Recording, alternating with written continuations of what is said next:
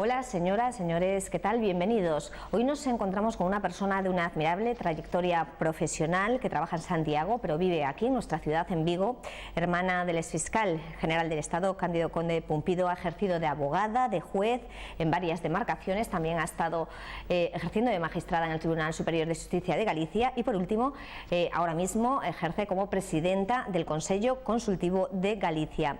María Teresa Teruca, para los amigos, bienvenida a Televigo. Gracias, Ana.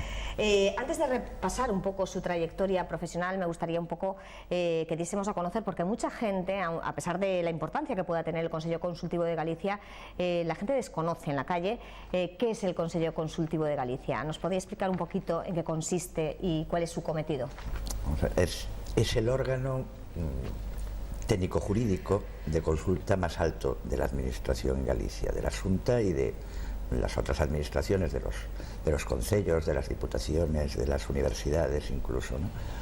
Y entonces lo que nosotros hacemos es ver las propuestas de resolución administrativa o de norma que las administraciones quieren hacer y analizar si es correcta, si es acorde a la legalidad o no es acorde a la legalidad, incluso darles observaciones sobre la posibilidad de mejorar esa resolución o esa norma, y después la administración que nos haga caso o no nos haga caso, pero sí, nosotros lo que hacemos es un análisis jurídico, técnico-jurídico de las normas y de las resoluciones para conseguir que la administración pues funcione mejor, funcione como tiene que funcionar. Además tiene un trabajo intenso, ¿no? Porque lleva más de 15 años funcionando, casi 16, sí, y en todo ese tiempo casi 10.000 expedientes, sí, 10.000 dictámenes. Dictámenes, sí, sí. Nosotros creemos que esos dictámenes además van haciendo todo como un cuerpo de doctrina sobre problemas que se presentan muchas veces a las administraciones, que ya ves que lo van asimilando y que por lo tanto pues ya ellos mismos citan la propia doctrina del Consejo Consultivo para apoyar sus resoluciones, que es la manera efectivamente de que, bueno, pues haya que hacer menos observaciones, que funcione con la objetividad y con el acierto y la legalidad que le exige la Constitución a las administraciones. Ahora está muy de moda y también se está aplicando, ¿no? Se está hablando mucho del recorte de determinados organismos, consejos consultivos, de recortar este tipo de consellos. ¿Es partidaria de estos recortes? ¿Cree que es prescindible en este momento el Consejo Consultivo de Galicia o es un órgano necesario? No, lógicamente, el tener más o menos órganos muchas veces es un problema de oportunidad política y pues no voy a manifestarme sobre eso. En cuanto a los órganos consultivos, me parece más complicado, y voy a decirte porque, vamos a ver, la Constitución prevé que exista un alto órgano consultivo, en principio solo el Consejo de Estado para la Administración General. El Consejo del Estado, como la ley, o muchas de las leyes, exige un dictamen consultivo antes de que pueda resolver la Administración, pues al principio el Consejo de Estado asumió también lo de las comunidades autónomas. Pero ya se empezó a plantear que las propias comunidades autónomas tuvieran sus órganos consultivos, puesto que el Consejo de Estado estaba previsto para la Administración General. Y el Tribunal Constitucional dijo que efectivamente pues era adecuado siempre que los órganos tuvieran pues las mismas notas características del Consejo de Estado, de imparcialidad y de solvencia técnica de los miembros. ¿Qué es lo que pasaría si desaparecen los consejos consultivos de las comunidades autónomas? Bueno, pues que todo ese trabajo, cuando es obligatorio, tendría que volver al Consejo de Estado y no podría asumirlo. Es decir, se retrasarían los dictámenes, es decir, hay algún Consejo de Estado que se hizo hace poco, por ejemplo el de Madrid, hace 3 o 4 años, y acabaron haciéndolo porque si no la administración se paralizaba, porque tenían que esperar al dictamen del Consejo de Estado y el Consejo de Estado tenía demasiado trabajo como para poder afrontarlo. Entonces en este momento el Consejo de Estado sí hace solo lo de la Administración General del Estado y los otros consejos autonómicos hacen lo propio.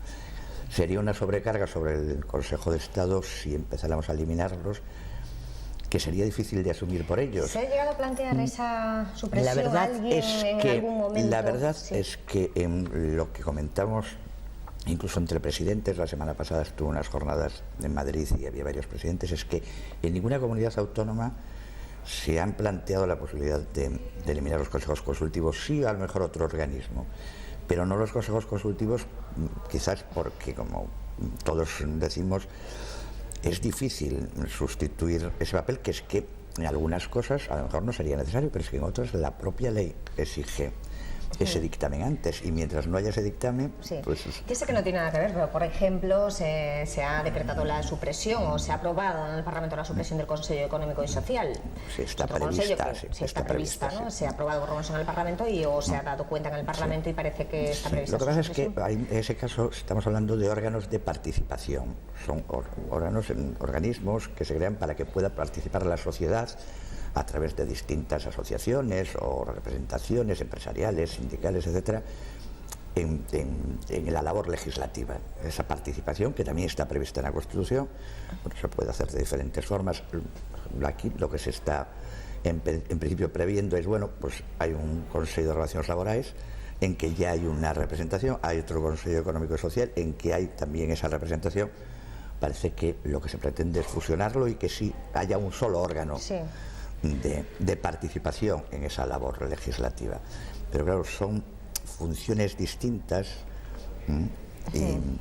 Sí, que no tiene nada que ver, pero bueno, son está distintas, claro que ahora, son efectivamente todos los consejos, pero son funciones distintas. Una es una función de participación de la sociedad en la labor legislativa propia de una democracia. Lo otro es pues lo que es un dictamen, una consulta técnico-jurídica, que es diferente. Claro. Sí, el propio Núñez Feijóo ha hablado públicamente de la necesidad o de la importancia de este órgano, ¿no?, a la hora de garantizar que las cosas marchen como deben de marchar. Haya un acierto y la oportunidad es una oportunidad política, pero el acierto, la objetividad, la adecuación a la ley es exigible, y eso es el papel que nosotros tenemos, que es diferente. Sí, al Consejo le piden dictámenes las administraciones, diferentes instituciones, y no siempre esos dictámenes se emiten a favor de lo que en ese momento piensa el político de turno o el presidente de turno o el gobierno de turno. Tenemos casos, ¿no?, recientes, como por ejemplo el decreto del plurilingüismo, que la propia Xunta de Galicia pidió un dictamen al Consejo Consultivo, y en ese caso pues hizo públicas una serie de lagunas que consideraba el Consejo que había en ese decreto. Sí, se hace muchas más veces de lo que el decreto del plurilingüismo, pues porque había una expectación social y por tanto se conoció. Pero muchas más veces decimos que no, y no sale a la prensa.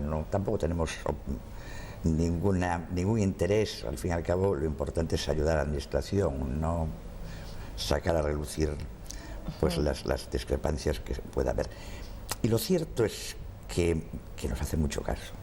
Lo cierto es que más del 90 y tantos % salen con la fórmula de acuerdo con el dictamen del Consejo Consultivo. Sí. Es decir, incluso el mismo decreto del plurilingüismo, bueno, aunque alguna parte se dejó, pues otra parte de lo que se decía en el dictamen sí se aceptó. También hay muchísimos informes, por lo que he podido ver, he estado echando un vistazo, ¿no?, a los dictámenes del Consejo Consultivo de Galicia, y hay muchos dictámenes sobre responsabilidad patrimonial de las administraciones. También tenemos, bueno, en Vigo, conocemos de este tipo de situaciones muchísimas. Para que la gente se haga una idea, por ejemplo, en el caso de cuando hay una orden de derribo y de quién es la responsabilidad patrimonial, los ayuntamientos piden al Consejo, ¿no?, que le haga un informe. Hay mucha responsabilidad patrimonial, que ese es uno de los problemas. Para la responsabilidad patrimonial la ley exige dictamen preceptivo del Consejo Consultivo a nivel de todo el Estado. Sí. Y esa responsabilidad patrimonial pues, es además muy variada. Hay mucha responsabilidad patrimonial sanitaria, sobre todo, pero también efectivamente desde caídas en la calle, sí, a lo que decías. Hay incluso cosas que a veces no se saben y que son interesantes con respecto a Vigo. Bueno, pues todo lo que fue la liberación del transporte de ría, después de la sentencia del Tribunal de la Unión Europea, bueno, la adaptación, el nuevo decreto, la resolución de la concesión que tenía el anterior concesionario del transporte de ría, todo eso tuvo que ser el Consejo Consultivo el que dictaminara sobre eso para su adaptación. Es decir, intervenimos muchas veces en cosas que después afectan a la gente, pero no se sabe. Pero al margen de los dictámenes es muy difícil pedir la responsabilidad patrimonial a una administración. Muchas veces al final no se ejecuta, no se lleva a cabo. Sí, no siempre, ¿no? Y sobre todo en casos de urbanismo, es muy difícil que al final se lleve a cabo esa responsabilidad. Bueno, depende, pero todo, sí pero que hay, sí hay casos, sí, porque hay supuestos en los que efectivamente existe una responsabilidad, a lo mejor del Concello, pues porque dio una licencia que efectivamente no debería haber dado y por lo tanto el particular pues se ha visto perjudicado cuando él actúa en la buena fe, en el principio de confianza de que si la administración le había dado una licencia, pues lógicamente podía construir. Ya. En el 15º aniversario de la constitución del Consejo Consultivo, usted hacía referencia a la necesidad, no, pero sí a la conveniencia de que el Consejo Consultivo adquiriese más competencias, que estaba preparado para adquirir más competencias y debería de asumirlas. ¿A qué competencias se refería? Bueno, nosotros lo que decíamos es, hay competencias que nos parece que serían lógicas, por ejemplo, y que otros consejos consultivos tienen, como puede ser dictaminar cuando se plantean cuestiones de constitucionalidad entre la comunidad autónoma y el Estado, porque la administración del Estado en esos casos cuenta con el dictamen del Consejo de Estado y decimos, bueno, pues la administración autonómica podía contar con el dictamen del Consejo Consultivo antes de plantear, o en el momento que se ha planteado, un conflicto de constitucionalidad entre esas dos administraciones. Luego ya hay otras competencias que tienen algunos consejos consultivos sobre anteproyectos de ley. Bueno, puede ser interesante. Yo no lo veo tan importante. Puede ser interesante si le interesa a la administración. La función estricta de un consejo consultivo es básicamente la que tenemos, pero sí introduciría algunas cuestiones como los conflictos de competencias que me parecen esenciales para que, como si dijéramos, la administración autonómica tuviera las mismas armas con las que cuenta la administración del Estado en ese momento de conflicto, ¿no? Usted tiene un largo currículum profesional, tiene un gran conocimiento de la administración de justicia. ¿Qué le parece cómo está actuando ahora mismo la justicia? Hay algunos magistrados, ha estado usted concretamente en el Tribunal Superior de Justicia de Galicia. Los administrados se quejan, yo creo que con razón, de la lentitud de los tribunales, concretamente el Tribunal de Justicia de Galicia lleva mucho retraso. ¿Qué opina de la situación en la que estamos ahora mismo? ¿Qué falla? Vamos a ver, yo creo que fallan muchas cosas, algunas de las cuales yo creo que se están intentando afrontar. Falla que tengamos un tipo de organización de la administración de justicia que es del siglo XIX, cuando la sociedad ha evolucionado mucho. Tenemos que reorganizar los tribunales, los juzgados. No puede ser que haya juzgados muy saturados y otros, en cambio, con poca carga de trabajo. Tenemos que conseguir efectivamente pues que lo que se está haciendo ahora, la reorganización de la oficina judicial para que estén complementados los trabajos administrativos, por decirlo así, que no son los propiamente de juzgar, pues el que se asuman determinadas funciones por los secretarios judiciales, que también se está haciendo.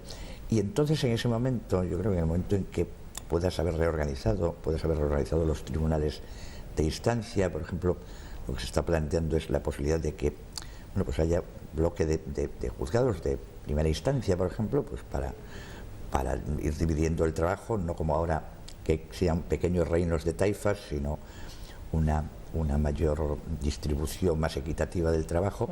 También entonces podrás ver si efectivamente hacen falta más jueces o no hacen falta más jueces, porque el problema de la carga de trabajo es que hay salas o hay tribunales que efectivamente están muy saturados. Si tienes pendientes 3.000 asuntos, pues es que y eres capaz, en el Tribunal Superior de Justicia de Galicia pasa eso, no hay una carga de trabajo. Y solo eres capaz de sacar pues 1.200 al año y 1.200 ya es lo que te entra, pues siempre estás manteniendo esa misma tendencia, y entonces pues llega un momento en que te desesperas porque efectivamente te parece que siempre llegas tarde, ¿no? Y resolver un conflicto, pues muchas veces el tiempo es lo más importante, ¿no? Que se resuelva pronto, porque si no... Has ejercido muchísimos años como juez aquí en la ciudad de Vigo, también en otras demarcaciones, pero también en la ciudad de Vigo, y aquí ahora estamos ahora mismo con una polémica encima de la mesa, la construcción de la ciudad de la justicia, ese conflicto que existe entre la Xunta de Galicia y el Ayuntamiento de Vigo para su construcción. ¿Cómo lo ve la presidenta del Consejo Económico el Consejo Consultivo de Galicia, perdón, cómo lo ve tanto a nivel jurídico como a nivel personal? ¿Cómo vives? La presidenta del Consejo Consultivo no lo ve tiene nada de ninguna forma, porque no hay, pero como jueza... Pero yo, ¿cómo lo veo? Yo creo que es un conflicto alargado desde que se inició la construcción del segundo edificio de los juzgados. Ya el segundo edificio de los juzgados sabíamos que era insuficiente. Y entonces, pues lo único que hemos hecho es ir arrastrando, ¿no? Y sí, efectivamente, es necesario porque no hay sitio, porque ya se han utilizado todos los huecos sabidos y por haber. Al mismo tiempo se mezcla con lo que estamos diciendo, con esa reorganización que parece que comenzó el gobierno anterior y que parece que continúa, por lo que ha dicho el ministro, parece que continúa ahora.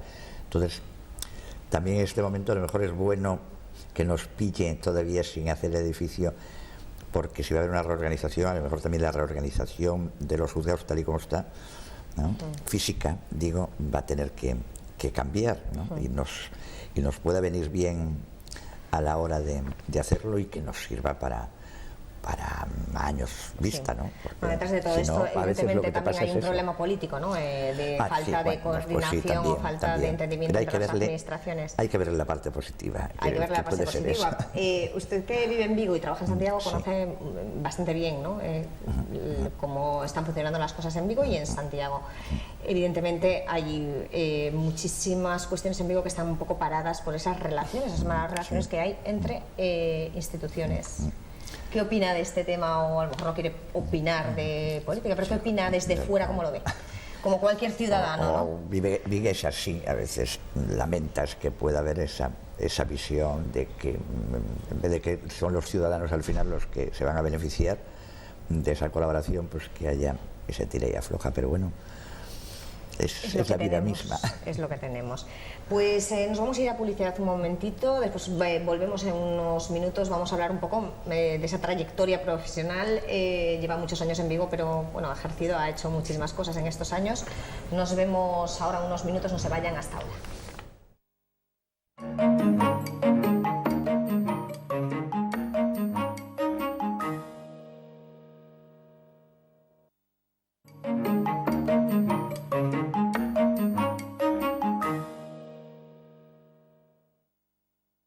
Bueno, pues continuamos aquí en el Hotel Pazo Los Escudos. Nos acompaña María Teresa Conde Pumpido, Teruca. Mucha gente no conoce un poco su trayectoria, pero lleva ya muchos años ligada al mundo de la judicatura. Teresa Conde Pumpido es licenciada en Derecho por la Universidad de Santiago de Compostela.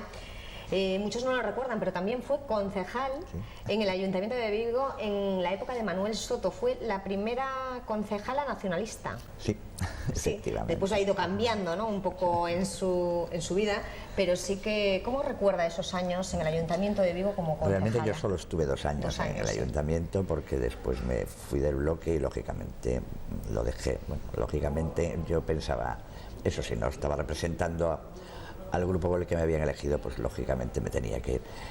Pero bueno, era una época muy bonita, porque era el comienzo, el primer ayuntamiento democrático, del que teníamos muchas ilusiones, muchas cosas por hacer.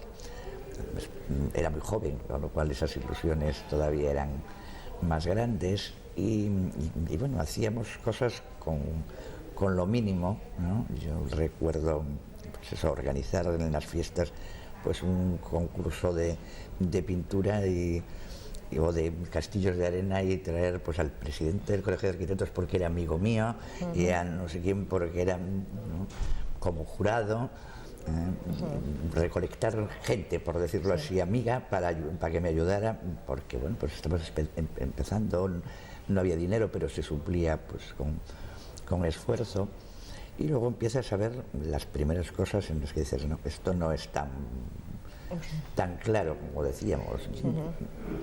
Yo recuerdo que ya en aquel momento decía, hacen falta controles. Decía, no, es que somos la sociedad democrática por fin, y ya está. Y digo, no, pero no te puedes fiar de nadie, o sea, no te puedes fiar. Es decir, es fácil que venga la corrupción, que vengan incluso la posibilidad de ayudar a quien es tu amigo, a quien es tu correligionario, y ya sin pensar en cosas peores. Y entonces tiene que haber controles. Sí.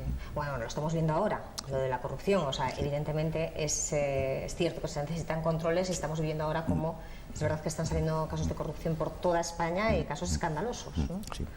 Lo que pasa es que es bueno también que por lo menos sepamos que ahora salen y que se juzgan. Sí, porque durante muchos años existían pero no salían, era la diferencia, ¿no? Porque siempre existieron, pero ahora hay mayor control. Sí, yo creo que sí. Esa es la diferencia.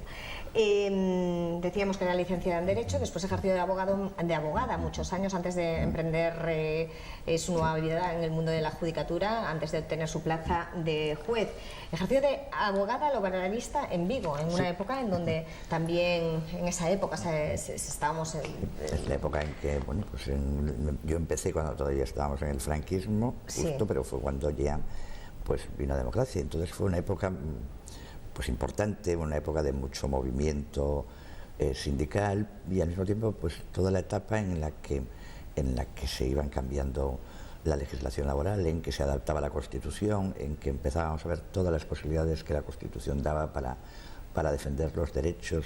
Fue efectivamente una etapa en muchos casos dura, pero bueno, también muy rica. Me consta que siempre fue una persona muy luchadora y también inconformista, ¿no? Sí, yo creo que además los jóvenes, si no son inconformistas, si no pretenden mejorar la sociedad no avanzará. ¿Hay algo que le hubiese gustado hacer y que no hizo en esos años o a lo largo de su trayectoria profesional o no?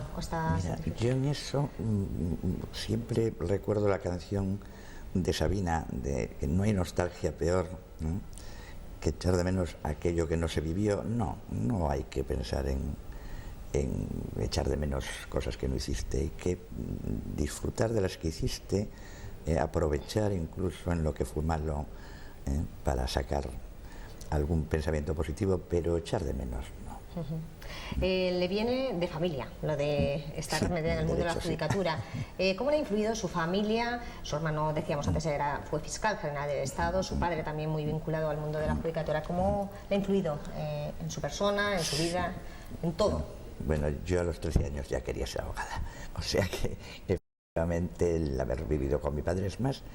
Mi hermano fue el que tardó más en seguir ese camino, quizás porque una cierta rebeldía por seguir la herencia familiar, y a lo mejor yo no tenía esa rebeldía, porque el que una mujer siguiera la herencia familiar pues tenía también su punto de rebelde, ¿no? Y entonces pues yo no me vi nunca en otra cosa que no fuera el derecho, y me gusta mucho. Además, he de decir que el derecho me parece apasionante y que me parece además esencial en una sociedad para que no tengamos que hacer cada uno la justicia por su mano, ¿no? Me parece la manera lógica de resolver conflictos. Y lo único que tuve es que tuve la suerte de estar en los dos lados. Cuando era más joven yo sentía que no podía ser juez. Tenía como la necesidad de estar de parte de alguien, ¿no? Entonces ser imparcial me costaba. Al cabo de 15, 17 años, pues la vida también te ayuda a madurar, y en ese momento consideré que sí, que ya podía ser imparcial y que entonces podía ser... ¿Pero cree realmente en la imparcialidad? Porque eso se lo preguntan. Sí. ¿Un juez puede llegar a ser realmente imparcial? Sí. Un juez es imparcial, es decir, puede estar completamente... Porque es humano también, entonces. No, pero incluso, vamos a ver, tú puedes comprender las razones de una de las partes incluso comprenderlas mejor que las de la otra parte, pero decir la ley, lo que dice, pues la ley por lo que sea no atiende a esta necesidad sino a esta otra y aplicas la ley. ¿Ha pasado, por ejemplo, eso que nos está contando ahora en el caso del juez Garzón, por ejemplo? Pues quizás, quizás efectivamente, bueno, pues quiso hacer una justicia que no se acomodaba a la ley. Lo que pasa es que la Constitución dice que los jueces precisamente solo están sometidos al imperio de la ley. Pero si un juez decide que él tiene una mejor idea de la justicia de lo que la tiene la ley, pues eso es un peligro, porque a lo mejor alguna vez acierta, pero otras no. Entonces su obligación es hacer lo que el legislador ha dicho, porque el legislador es el que representa la soberanía popular. No pero en general a los jueces le ha impactado, ¿no?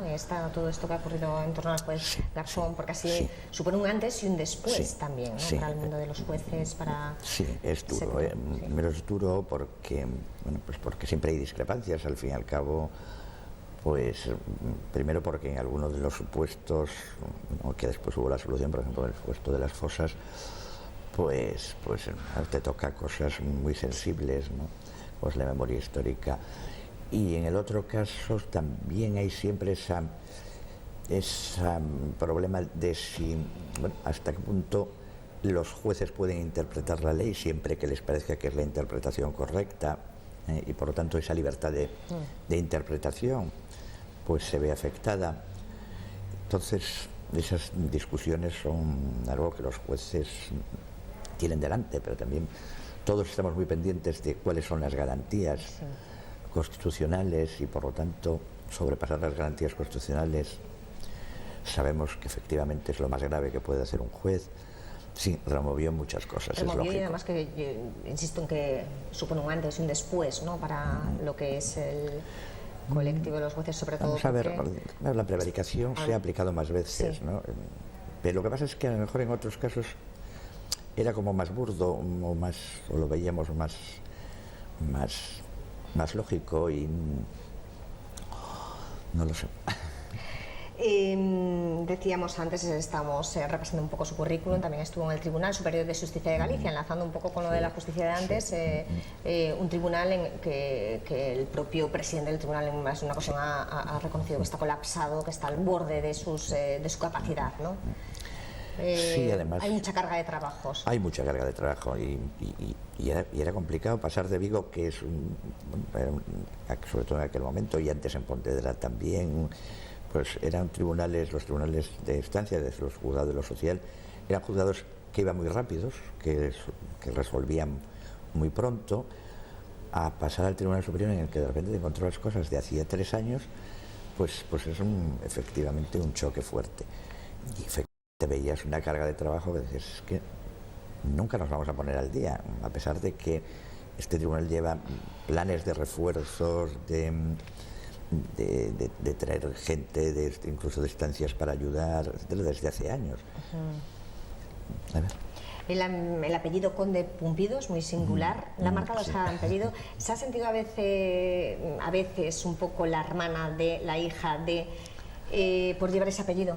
Pero bueno, cuando tiene un apellido tiene que asumirlo, en lo bueno y en lo malo, y por lo tanto, pues yo he intentado hacer mi propia carrera. Es muy posible, por ejemplo, que prefiriera, aunque llevaba casos penales, prefiriera el derecho laboral porque estaba en otro ámbito diferente al de mi padre en su momento, después al de mi hermano. Quizás a lo mejor eso sí que ha influido algo para que no hubiera comparaciones, pero lo tengo muy asumido. Sí, porque a veces un poco pasa eso, ¿no? Sí. Es un arma de doble filo, es bueno para algunas cosas, pero a veces es, bueno, claro, como es la hermana de la hija de o... Sí, las mujeres además estamos tan acostumbradas a eso de que sea la hermana de o la hija de o la mujer de, ¿no? Que sí te molesta a veces un poco, pero bueno, soy yo y además que tengo una trayectoria suficientemente, ¿no? Teresa vive en Vigo y además tiene nada menos que 5 hijos. Sí. O sea que le ha dado tiempo para todo, porque es increíble con toda esta trayectoria profesional que... Yo tengo, vamos a ver, 3 son míos y 2 y otros dos aportados por mi marido, ¿no? Bueno, pero bueno, los he tenido todos juntos. También. Sí. Y además, bueno, pues los tres míos han nacido en Vigo, y uno de los otros también, o sea que son vigueses. Bueno, pues yo creo que es una riqueza el tener hijos, por lo menos para mí, cada uno tiene su cosa. Y lo bueno te hace olvidar de que a veces fue duro y a veces es difícil y que a veces te has arrepentido de estar mucho tiempo fuera o de claro, es no que tener lo eso es lo suficiente, complicado, ¿no? El dedicar el tiempo suficiente a los hijos, a veces con los cargos que ejerces, supongo que casi todos son mayores, sí. Pues sí que los ves bien y que los ves buenos y que los ves trabajadores y que los ves que saben afrontar la vida, pues estoy satisfecha. ¿Alguno de ellos ha seguido los pasos Ninguno.